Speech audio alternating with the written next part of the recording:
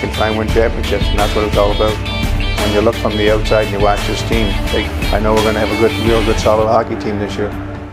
Welcome back to Fireside Rangers. I'm your host, Anthony Rivardo, joined by my co-host, Eric Wilson. And today we have a little bit of Rangers news, a rumor, some speculation. The Rangers are reportedly signing a familiar face in Jimmy Vesey at a $750,000 one-year contract for the minimum. This is being reported by the New York Post. So it sounds like it's probably a done deal, but of course it's never done until the team officially announces it. But it sounds like they are going to be landing this guy to put on their fourth line. So it should be pretty interesting. We're going to go ahead, dive right into this, talk about why this is kind of a great deal for the Rangers, kind of like just a little steal to put on the fourth line or just add depth here. So we're going to discuss that. But before we do that today, how are you doing, Eric?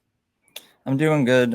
It's interesting that we're talking about Jimmy Vesey again, just because, he had a stint with the Rangers at the beginning of his career, didn't really live up to the hype that we were expecting, so we eventually let him go. But, given our current situation that we have right now, pretty much not signing Mott, we need a good guy on the fourth line, and I think Vesey would be a great player to help contribute to that fourth line.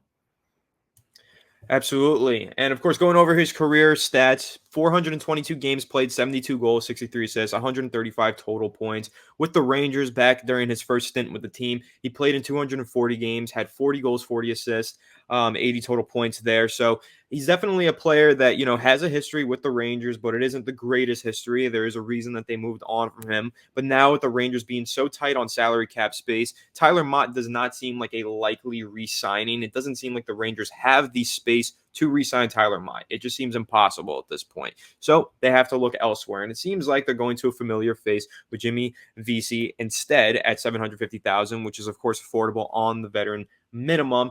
29 years old, no longer a kid anymore, minus 63 plus or minus over his career. But this is going to act as the Tyler Motte replacement. He can be a winger on the fourth line and kind of have an impact there. So, Eric, what are your thoughts on the kind of impact that Jimmy can have on that fourth line? And do you feel like he's a worthy replacement for Tyler Motte? I'm expecting a lot from him on his second stint with the team. That one stat that you said, the minus 63 plus minus over his career, it is a little like nerve wracking because the one thing that made Tyler Motte as effective as he was on the fourth line was that he was pretty solid defensively as well as offensively. So to see that more goals were scored against his team when he's on the ice than against the opposing team, that's a little scary. But, he did just play for the Devils last season. They haven't been the best team in recent years. And now that he's back on like a Rangers team that's a lot better than pretty much any team that he's ever played on throughout his career, hopefully those numbers will improve. I do feel like Mott is better of a player than Vesey, but if you just look at the fourth line overall in this upcoming season, which is projected to be Vesey on the left, then Carpenter in the middle, then Reese on the right, I think that is overall a better fourth line than we had last season. So even though as an individual player, I don't think he'll be as good as Mott, I think it is still an improvement to the fourth line as a whole. As we talked about, Mott had to go too expensive. So I think this is just an overall good solution to that problem. Absolutely. Tyler Motte just not able to be afforded by the Rangers right now. But just for reference to compare the stats that Eric just mentioned, minus 63 plus or minus for Vesey's career. But if you take a look at what Tyler Motte had, it is minus 22 for his career. And during his stint with the Rangers this past year, he only played in 9 games, but it was -1.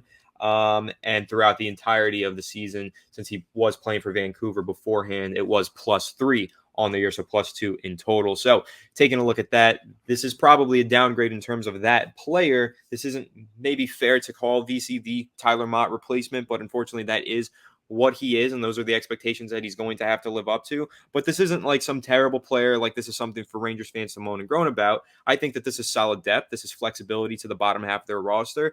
And you know what? He's familiar with the team. He knows what to do. And I think that that has some value in itself. So, Eric, what are your thoughts on that? The fact that he's been with the Rangers before, how much value does that provide when you're taking a look at Jimmy Vesey? I think it provides a lot because, as Rangers fans and the Rangers organization, we know what he has to offer. And this is a completely different team than what it was when he was first on the Rangers. All new players. We have a new head coach in Gerard Gallant that he's never played for. So while we know that his first stint was just all right, just average, hopefully we'll be able to see an improvement. We know the potential that he has. When he first came into the league, it was a big deal. He eventually signed with the Rangers, which was huge news. And, now that we're signing him again, hopefully we do see an improvement. Like I said, new team, new players, new coach, new entire atmosphere. And I'm expecting an improvement from him. I'm hoping that he'll have a career year in pretty much every category, and he'll really improve the depth on the team, as me and you have been talking about for pretty much the entire offseason now, that depth is the most important thing for this team. Yeah, depth is definitely one of the number one things we've discussed as the Rangers needing to improve. Taking a look at how their season ended in the Eastern Conference Finals, depth was a factor in the ultimate demise of the 2021-22 Rangers. So adding some depth here is important. Of course, what they're getting in Jimmy Vesey is basically a journeyman winger who plays a hard-nosed game, has a touch of skill. When put into the right situation, he could fit well on the fourth line. But there is something that I want to discuss here, because once this, this rumored signing occurred on Twitter, some fans were like, "Well, what does this mean for Kravtsov, Vitaly Kravtsov?" And just kind of taking a look at him and what this could mean for him. Will he be on the fourth line, the third line? We've kind of had that discussion about Vitaly Kravtsov before, where he might fall into the line. But being that he's a winger and VC's also a winger, expected to play winger for the Rangers, it could be a little bit interesting, and it could potentially eat away at some of Vitaly Kravtsov playing time. So, Eric, what are your thoughts on that? Do you think that Kravtsov is safe in the lineup, or could this potentially take him out of the lineup? Personally, at this point in the offseason, we just keep adding new players and moving things around that I honestly can't say that anyone in the bottom six is safe besides Philip Hedl. But I consider that to be a good thing. The more players that there are going to be fighting for ice time on the third and fourth lines to just up the competition, to make these players want to try harder in training camp and develop better, and just so they can make the lineup get as much ice time as possible. But when it comes to just VC and Kravtsov, if I had to make a prediction, I would say that VC stays down on that fourth line and that Kravtsov opens up the season playing on the third line. I think that was the most realistic way to look at it. But, as we've been saying, things will keep changing. Players will continue to be signed, sent down to Hartford. And, it's kind of up in the air to see who's going to be playing where in the bottom six when the season starts. Yep, and right now the Rangers, the reason that they can't sign Tyler Mott, they can't afford to, they have a projected cap space right now of $1 million. That's it. That's all they have left. That's their current cap space.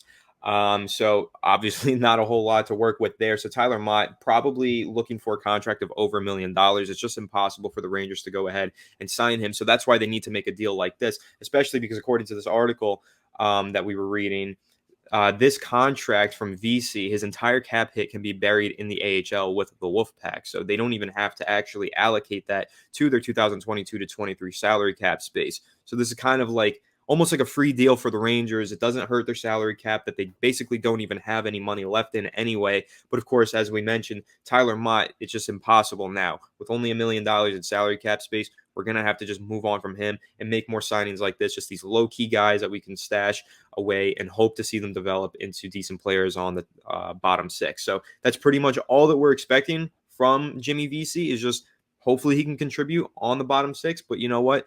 Let's maybe not get our hopes up too high, because, of course, there is a lot of competition there. Of course, Vitaly Kravtsov, as we mentioned, some other guys. So, Eric, what are you thinking of the competition going on in the bottom six? And ultimately, what do you think the key is to maintaining solid depth in the 2022 to 23 season? Well, I think the key to just maintaining the solid depth is to just try every different option. Like I just said, we do have a lot of players who will be competing. Give every guy a shot. At the beginning of the season, you can test out different lineups, see what works and what doesn't. And then hopefully by a quarter of the way through the season, we'll really figure out which players we really need to contribute to this depth and which aren't going to make the cut. But as for VC and how he plays into the competition, I think he has the most to prove out of anyone right now, besides maybe Kravtsov. After the VC sweepstakes just 6 years ago, we expected a lot from him, did not live up to our expectations, and he eventually was let go. So the fact that he's back, he probably and should feel like he owes something to New York Rangers fans and want to prove himself and say that, hey, I can be a productive piece of this lineup, whether it be on the fourth line or the third line or wherever they want to put me. Hopefully he'll come out playing as hard as he can and just hopefully prove us wrong from the last time that he played for the New York Rangers. Yeah, obviously hoping for a better stint with Jimmy Vesey in the blue shirts this time around than last time around. So, and I do think that he will be able to deliver. Just again, all he has to do is provide the Rangers with solid depth, basically just not be terrible, just be decent, be average, and then that's good enough value for a $750,000 contract. So looking forward to seeing what he can provide to the Rangers, looking forward to seeing what their depth looks like. Of course, they're going to be trying out a bunch of different lineups in training camp next month. And then, of course, moving into the preseason. It'll be really interesting. And we're going to be covering all of that right here on Fireside Rangers. So make sure to like and subscribe. If you're new, ring the bell so you don't miss a video. We'll catch you on the next one. Have a good one, and let's go Rangers. Let's go Rangers. He shoots. He's